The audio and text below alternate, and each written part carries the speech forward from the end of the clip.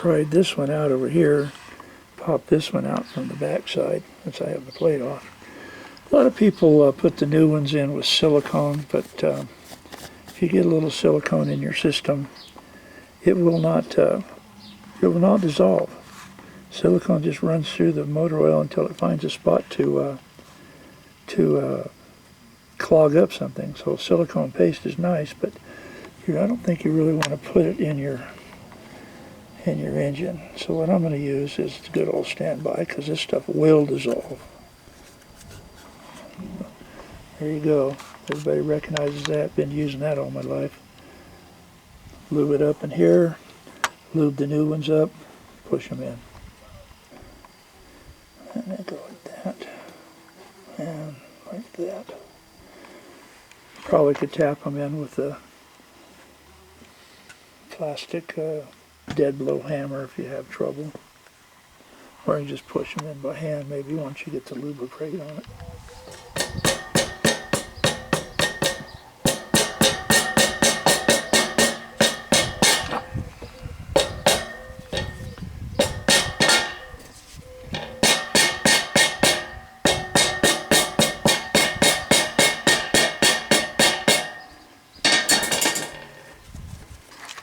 And that's how I put those in.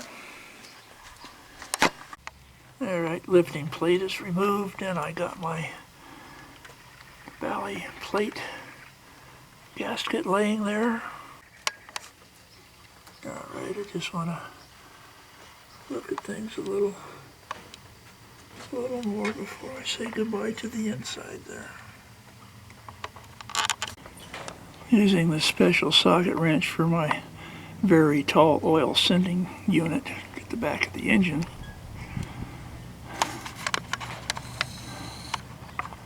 Right there. I put an aftermarket oil sending unit in. So I'm keeping my fingers crossed on that. These crossover pipe bolts, 10 millimeter, and there's little gasket plates underneath them, each one. They're all down there, that one there.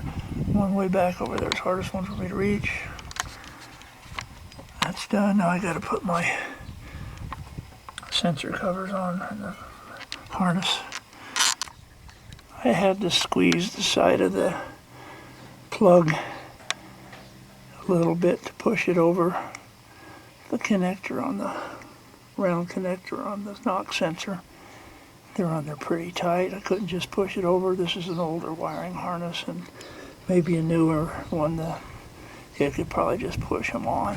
But anyway, this is the way I took them off. I had to squeeze them a little bit and pull up, so I figured it's the same way they had to go back in, and it worked pretty good. Now all I need to do is put a little silicone dam around each one of these things, and this knock sensor job will be done.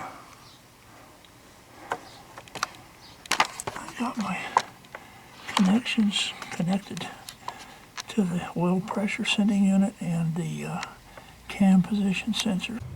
Okay, I made my not so perfect water dams around the sensor. I left a little opening at the backs of each one for the water to drain off in case it hoses the engine down and runs down the intake manifold over the top of this, and instead of settling down inside the O2 sensors, maybe. Well, I got 4 plugs in on this side down here, and I was ready to put the coil pack on, but I could not figure out where that piece goes. Right there. So I'm gonna have to look at my videos and find out. And that's what's holding me up. Figured I'd put the coil packs on, then the intake manifold, but I can't say that either way. But I'm just trying to get some of the lower stuff finished up while I'm working up on top stuff. Then I'll work to the front of the engine here. Power steering pump and all the other stuff that goes with it on the front. Alright, right coil pack is on there and the plugs are hooked up. I believe this side is all ready. Coil pack is on the right side. The driver's side, left side. I'm just missing one spark plug wire.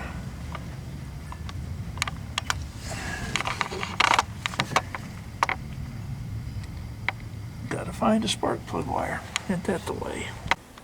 Alright, I'm gonna attempt to clean this up a bit before I put it on. I just don't want to drop grease and grime and crap down in the cylinders here. Okay, I got this side all nice and clean here. They were clean before I put them on. I just went over them again a little bit, just where the mating surfaces are. Don't pay any attention to the inside. These are cast, not forged heads. I think the forged ones are nice and smooth on the inside. Cast are a little different. They made two styles at this year. Anyway, there's a new style gasket right there, and they slide over the bolts. They got little nubs. Here, let me show you. Hey, little nubs right there. And they slide over the bolts.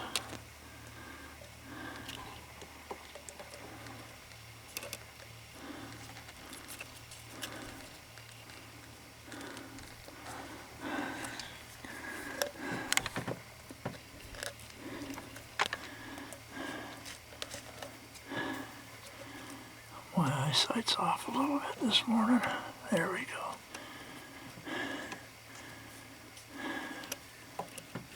Just push them down. And they stay right there in place. They're very, very robust gaskets. Very robust. And so they should seal this really good, I'm hoping.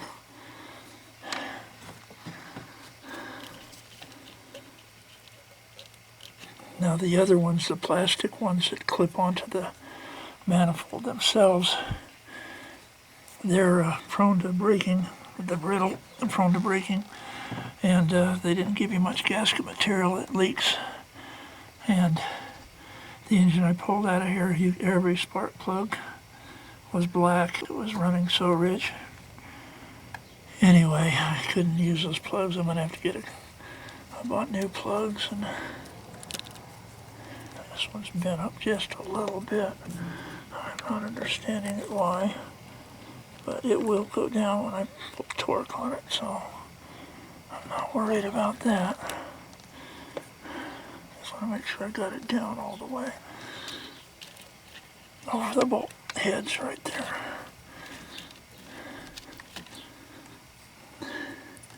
Just a little bit off. A little bit bent, but I think it'll be okay. Anyway, they all look pretty good, and I think it's ready for the intake manifold now.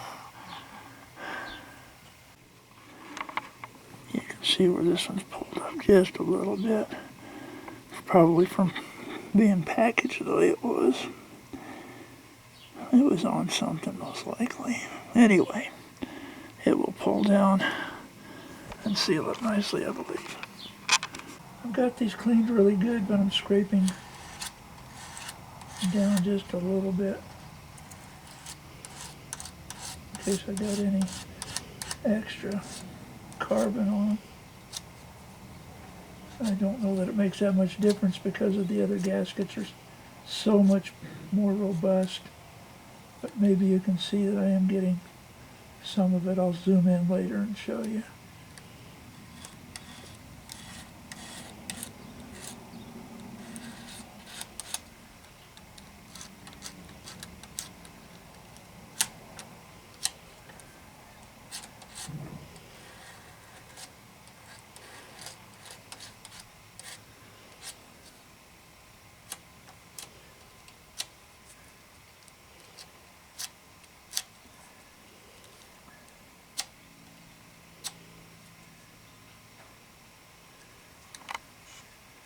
Yeah, it's picking up a little bit. I don't think that little bit would have made any difference. Okay, the other side's already done. This is the original GM style gasket. These were designed to clip on to the intake manifold made assembly a whole bunch quicker on the assembly line. But if you can see the flat spots on these, it's just totally flattened out. There's no way that could seal. And so it was sucking air. You can see up in here, that's not looking good at all. And not only that, did these not seal very well. They were prone to cracking. Of course, I haven't seen the cracking part yet. And I don't think this was cracked. I think it just lost seal. And like I said, it made all the spark plugs very, very foul, rich carbon black. This thing was sucking air and the computer was adding fuel. I bet it got terrible mileage. Anyway, so the gasket I just put on, both the gaskets I mean, very robust and a factory upgrade actually from these. You can still get these made out of metal with better gasket material on them and you can still snap them on, but I don't recommend going factory original again. Okay. I taped a lot of my hoses up, and I've taken some off the back, and that way I didn't have to take them all completely loose. Anyway, it made the assembly go in a little easier. Basically, I just had to fish this back up through, got that sensor off at the end there, and then I untaped the back hoses so they flop over. And I don't care about this one at the moment, so I'm just leaving it there. Anyway, I'm doing the torque sequence on the intake gaskets, both sides. First pass is 44 inch pounds, and then the second pass is 89 inch pounds. And there's the torque sequence that I can't keep in my mind. Old age, you know. I get confused. Oh, back to work. Well, she's all down to torque. And I'm gonna go for these fuel lines right now. See if I can get those hooked back up. Okay, the wiring is next. I'll be connecting the connectors to their respective spots and hooking up a few PCV valves. That one's trying to go right in its spot right there. And that's what I'll be doing next. I believe this plug here goes right here to this one.